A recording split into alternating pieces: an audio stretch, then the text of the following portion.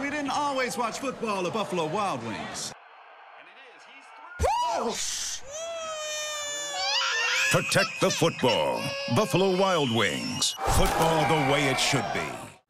Welcome to the Buffalo Wild Wings Coaches Corner here at the Hoopsville National Invitational Classic here at Stevenson University. I'm Dave McHugh, host of Hoopsville, and this time joined by Stevenson head coach Gary Stewart, who has certainly been busy not only with his team but putting on this classic. First off, obviously welcome to the season. You know, I've seen quite a bit of each other recently, but you know, the Hoopsville Classic, I don't ask all the rest of the coaches this, but since you're so involved, how have you felt it's gone?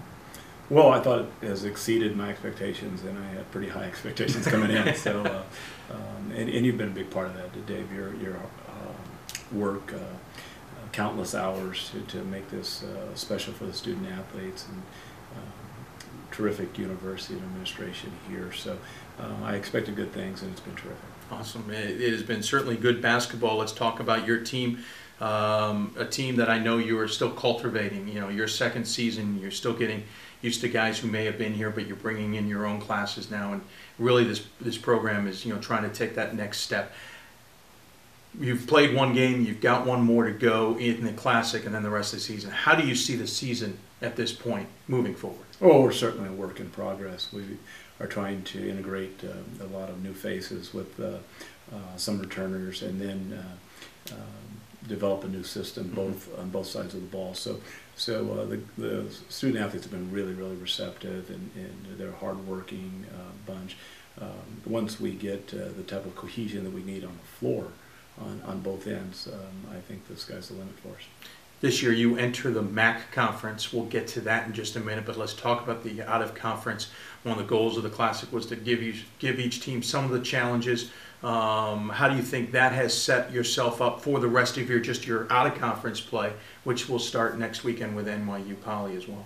Well, I think it's important first to build a non-conference schedule that helps you in your conference. If you're going to see physical style of play, which we are in the MAC, it's important to play a team like Gallaudet that's going to try to put the ball on the interior.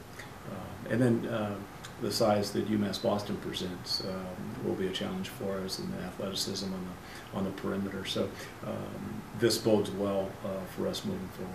Interesting scenario for you. Second-year coach. Last year in the Capital Athletic Conference, you faced teams like St. Mary's and Mary Washington, York, Salisbury, some pretty tough competition and getting tougher.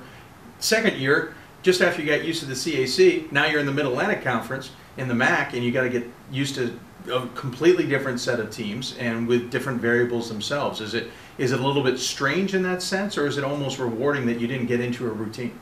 No, I don't look at it either way. Obviously, the Capitol has good basketball, outstanding coaches. I had an opportunity to coach against Coach Gamber, who's one of the real good people and great coaches in the country, and so that's going to make you better. It's going to make your program better. It's a great barometer for us in terms of where we are. But moving forward, there's terrific coaches in the MAC, and it's going to be grueling. It's going to be tough every night. We expect that, and we're looking forward to it. I realize it's your first year in, but let's remove yourself from the equation temporarily. When you look at the MAC, who do you think are the teams on your side of the MAC, we should say, that are going to be the most formidable, or who are going to probably be the top that everyone's going to have to deal with? Well, it's interesting. Obviously, in any conversation, you want to start with the people that have been playing at the top of the conference, Widener, Messiah. But historically, Elizabethtown has been very good. Bob Slosser does a terrific job there. Lebanon Valley is very good, and then Albright, very well coached. You know, you look at Hood joining the conference as well, and Tom Dickman's one of the better coaches in the country. So there aren't any easy nights. So you have the out-of-conference and you have the MAC this season. You get that under your belt, essentially, and you move forward. You've got this young, evolving team. Where do you see yourself next season, the following season? What's the evolution for this Mustang program? Well, I think we'll continue to get better and better. The edict from the university administration is to build a national program, and we have all the resources to do that. We have a terrific academic mission here 95% graduation or job placement rate with our graduates that matriculate into graduate school or into their profession. So we've got a lot of really good things here, and I think in the not so distant future our basketball program will match this extraordinary university's rise to national acclaim. Let me quickly go back to the Classic, the Hoopsville Classic. This year, 3 top 25 teams, maybe one who's going to be a top 25 when they come out of here in Catholic with the way they beat 2 top 25s. Next year, it's looking like we could have even more top 25s if everything goes according to the plan.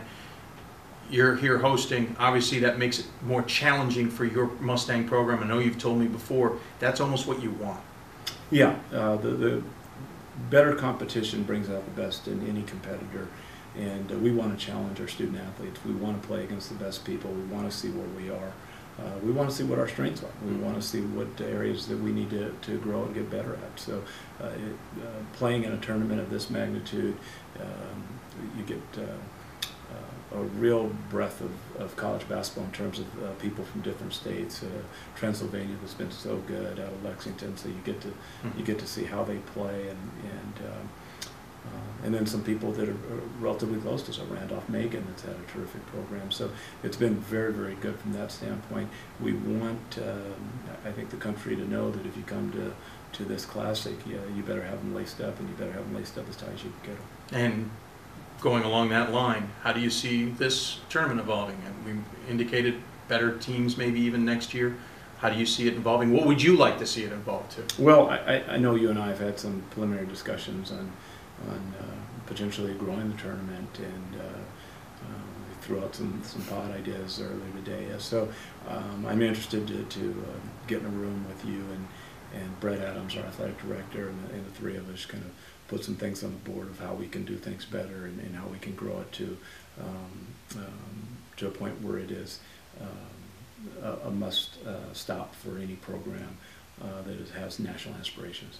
He's Coach Gary Stewart for Stevenson University. And Coach, you probably have an inkling of this, but as always on the Hoopsville, the tradition is we give the guests the final word. Any final thoughts you want to share with those who may be tuning in? Well, I just want to publicly thank you, Dave.